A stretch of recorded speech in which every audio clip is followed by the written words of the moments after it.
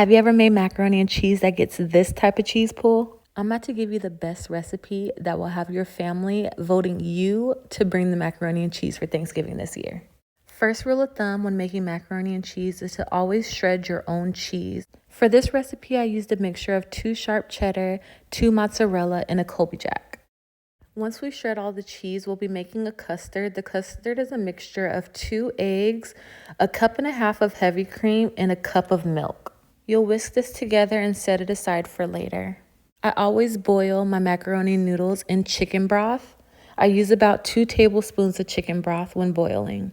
When the noodles are done, you'll be adding them into a bowl and mixing them with a stick of butter, a tablespoon and a half of sour cream, and about a cup and a half of the mixture of shredded cheese. Lightly seasoning your macaroni and cheese is optional. We did boil the noodles in chicken broth, so salt or seasoning salt is optional.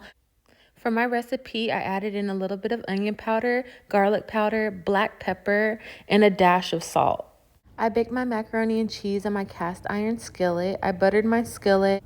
I do my macaroni and cheese in 2 layers. I do about half the noodles, half the custard, and half the cheese on the first layer. And then I top it with the second layer of noodles, the remainder of the custard, and the rest of the cheese on the top.